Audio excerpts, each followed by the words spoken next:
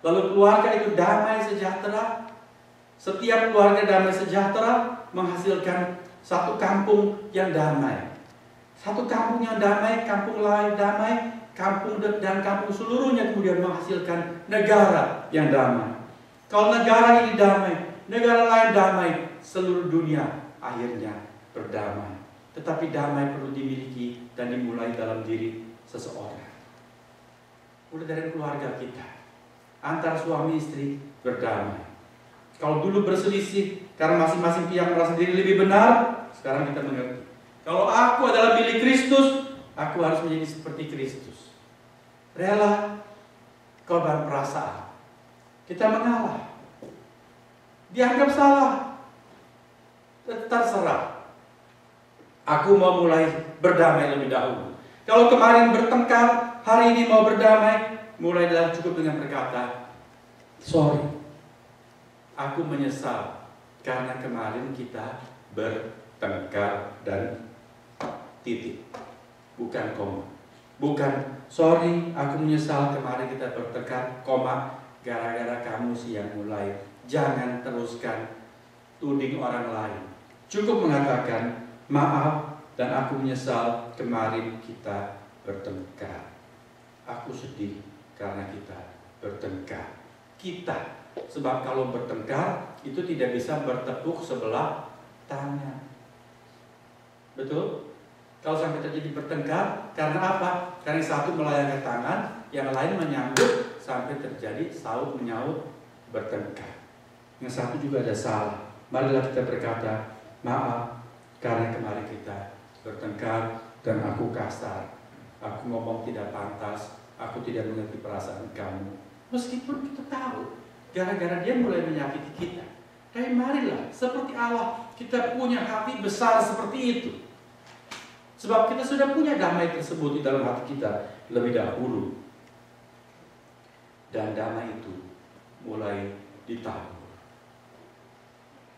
Gereja, salah satu fungsi utama gereja adalah menjadi pelayan pendamaian.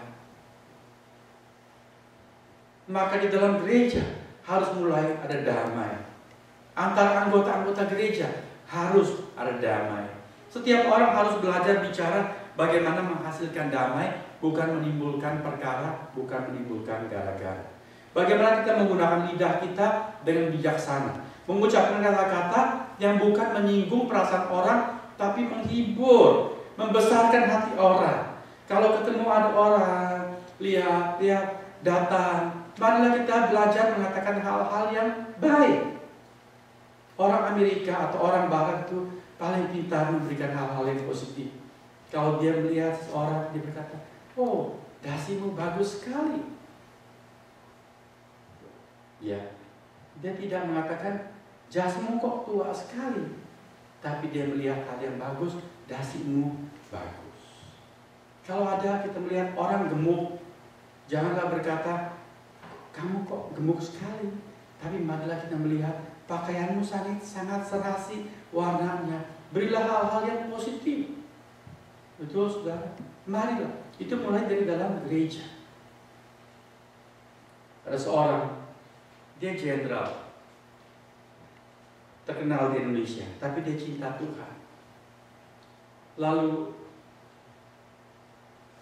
Jenderal Simatupang, dia aktif di PGI atau DGI. Pada satu hari dia pernah berkata, aku bermimpi kalau tiba-tiba pada suatu pagi seluruh gereja-gereja di DKI, di daerah khusus ibu kota Jakarta Raya itu raib, lenyap, nggak ada gereja di Jakarta. Kira-kira masyarakat rasa apa? Sebuah tanda tanya. Saudara, kalau di kota kita, di Fremont, tiba-tiba gereja-gereja semua lenyap, orang di Fremont akan rasa apa? Akankah mereka bilang, hurra, sudah nggak ada gereja lagi di Fremont? Atau mereka merasa kehilangan? Kalau saudara atau saya pada suatu ketika nanti kita meninggal dunia, orang akan bilang apa? Aduh, kita kehilangan dia. Atau syukur, haleluya, satu biang kerok sudah nggak ada. Saudara, kita ini hidup memberi makna apa? Apakah kalau kita ada, maka peace itu akan hadir di sana. Kita menjadi pelayan pendamaian. Di mana ada masalah, kita membawa kesejukan dan selesai. Seperti doa Fransiskus dari Asisi, oh Tuhan, jadikanlah aku alat-alat perdamaian. Di mana ada kegelapan, aku memberikan terang. Di mana ada pertikaian, aku memberikan kerukunan. Saudara, siapakah kita? Marilah kita mulai dari diri kita. Dan Paulus berkata, live in harmony with one another. Kalau di ayat 19 dalam Roma pasal 12 mengatakan, bagus sekali. Ayat 18 maksud saya. If it is possible, as far as it depends on you, live at peace with everyone. Jikalau kita terkait menghasilkan keadaan tidak damai, lalu sejauh kita bisa, sejauh di batas kemampuan kita, sejauh di bagian kita, marilah lakukan sesuatu untuk memulai sebuah perdamaian. Kalau kita bertikai, jadilah orang pertama untuk mengulurkan tangan dan mengatakan, maaf, saya menyakiti kamu. That's it. Titik. Dia tidak mau terima tangan kita, terserah dia. Tapi mulailah. Juga kaum istri, jangan berkata, dia mesti dia dulu dong. Aku kan wanita, harus laki-laki lebih dulu. Untuk hal itu pun, marilah berlakukan ladies first. Ayo, ulurkan tangan lebih dahulu. Sejauh kita menjadi bagian kita, marilah kita mengusahakan damai. Jadilah pelayan pendamaian. Bukan cuma di musim Natal, tapi di setiap hari selama masih ada hidup di dalam diri kita. Amin.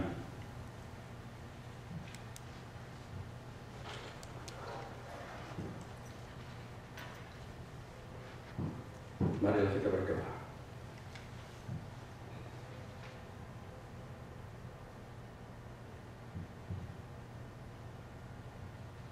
Terima kasih Tuhan, karena di masa raya Advent ini, di masa raya penantian, ketika kami menyongsong Natal-Mu, kami boleh mendengar kembali kabar baik, kabar anugerah, bahwa Allah mengambil inisiatif untuk berdamai dengan kami.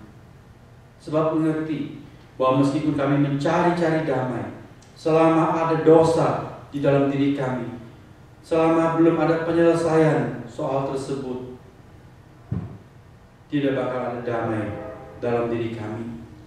Sebab firman-Mu mengatakan, tidak ada damai untuk orang-orang fasik. Engkau mengulurkan tangan lebih dahulu melalui putra-Mu yang tunggal. Engkau utus ke dalam dunia ini untuk membawa anugerah damai-Mu itu.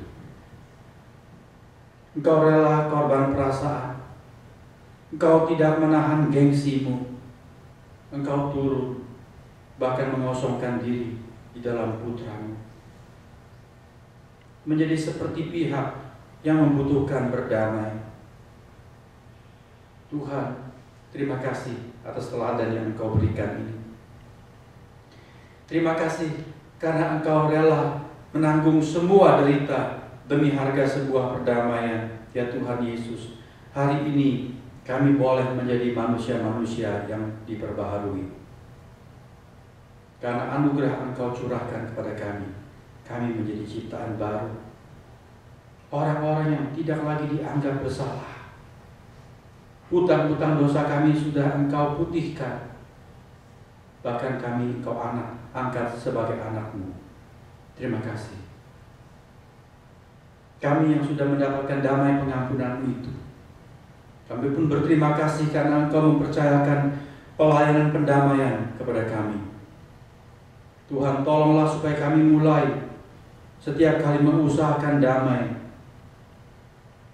di tengah-tengah lingkungan kami yang terdekat, di dalam rumah, dengan istri kami, atau dengan suami kami, dengan orang tua, dengan anak, dengan saudara bersaudara. Dan sebagai keluarga besar gereja Tuhan, kami belajar berdamai dengan sesama anggota gereja dan memelihara kerukunan damai tersebut, bahkan menjadi alat-alat perdamaian-Mu. Mengucapkan kata-kata damai sejahtera yang membawa shalom itu kepada setiap orang yang kami jumpai. Terima kasih. Inilah seru sembahyang kami di dalam nama Tuhan Yesus, the Prince of Peace, Raja Damai itu. Amin. Saudara